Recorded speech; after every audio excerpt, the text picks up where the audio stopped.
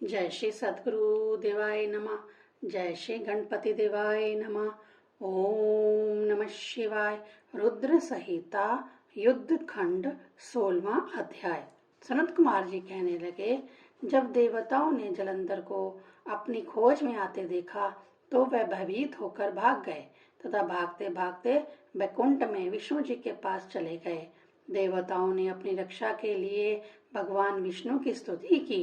तब देवताओं की उस करुण वाणी को सुनकर करुणा कर भगवान ने उनसे कहा कि भय को त्याग दो, मैं शीघ्र युद्ध में उस जलंधर का सामना करूंगा। ऐसा कहकर भगवान तुरंत गरुड़ पर जा बैठे। देवताओं सहित विष्णु को युद्ध की ओर प्रस्थान करते देख सागर पुत्री लक्ष्मी ने अपने नेत्रों में जल भरकर कहा कि यदि मैं सर्वदा आपकी प्रिय हूँ तो मेरा भाई युद्ध में आप द्वारा मारा नहीं जाना चाहिए। इस पर विष्णु जी ने कहा, यदि तुम्हारी ऐसी ही प्रीति है तो मैं जलंधर को अपने हाथों से मारूंगा नहीं, परंतु मैं युद्ध अवश्य करूंगा, क्योंकि देवताओं ने मेरी बड़ी स्तुति की है।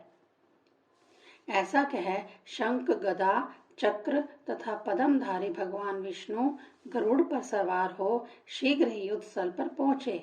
वहां जलंधर विद्यमान था। विष्णु के तेज से गर्वित देवता सिंहनाद करने लगे। फिर तो गरुड़ के पंखों की प्रबल वायु के वेग से पीड़ित हो दैत्य इस प्रकार घूमने लगे जैसे आंधी बादलों को आकाश में घुमा देती है। अपने वीर दैत्यों को उस आंधी से इस प्रकार उखड़ते देख जलंधर ने क्रोधित हो विष्णु को कठोर वचन कह उन पर आक्रमण कर दिया। 17वां अध्याय।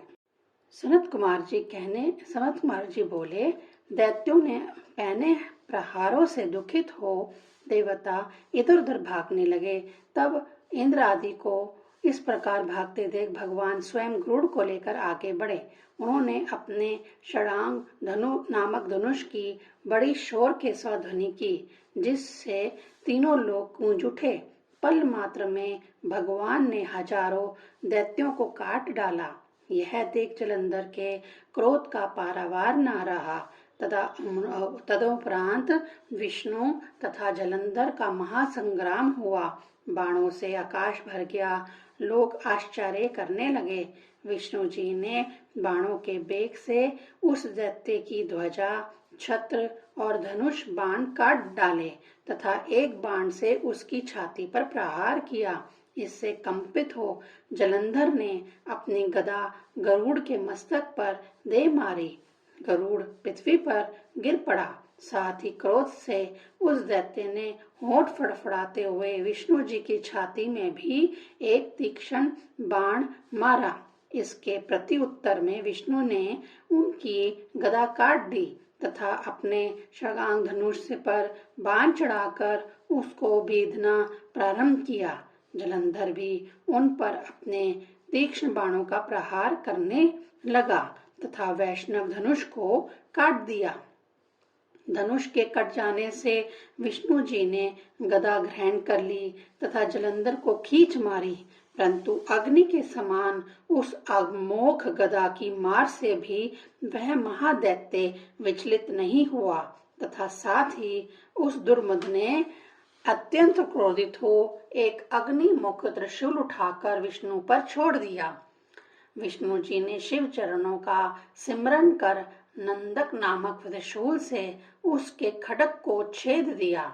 जलंधर ने झटक कर विष्णु जी की छाती पर जोर से एक मुक्का मारा। उसके उत्तर में भगवान ने भी उसकी छाती पर मुष्टि से प्रहार किया। फिर दोनों घुटने टेक बाहुओं और मुष्टकों से बाहु युद्ध करने लगे। कितनी ही देर तक भगवान उसके साथ युद्ध करते रहे। इससे उनको बड़ा आश्चर्य हुआ और वह कुछ थक से गए। तब सर्वश्रेष्ठ मायावी भगवान उस दैत्यराज से गंभीर वाणी में बोले, हे रण निपुण दैत्य श्रेष्ठ, तू धन्य है जो इस महायुद्ध में बड़े बड़े आयुधों से भी भयभीत न हुआ। तेरे इस युद्ध से मैं बड़ा प्रसन्न हूँ। मैंने सारी त्रिलोकी में ऐसा युद्ध नहीं देखा।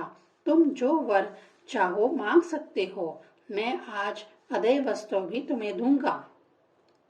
भगवान विष्णु की वाणी सुनकर दैत्यराज ने कहा, यदि आप मुझ पर प्रसन्न हो तो यह वर दीजिए कि आप मेरी बहन के साथ तथा अपने सभी कुटुंबियों के साथ मेरे घर पर निवास करें।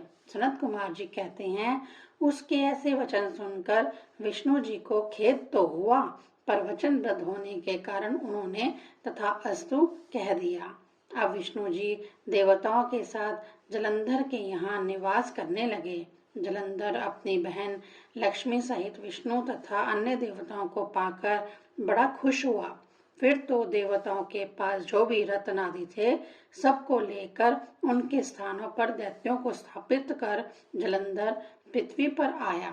निशुंभ को पाताल में स्थापित कर दिया और देव, दानव, यक्ष, गंधर्व, सिद्ध, सर्प, राक्षस, मनुष्य आदि सबको अपने अधीन कर वह त्रिभुवन पर राज्य करने लगा।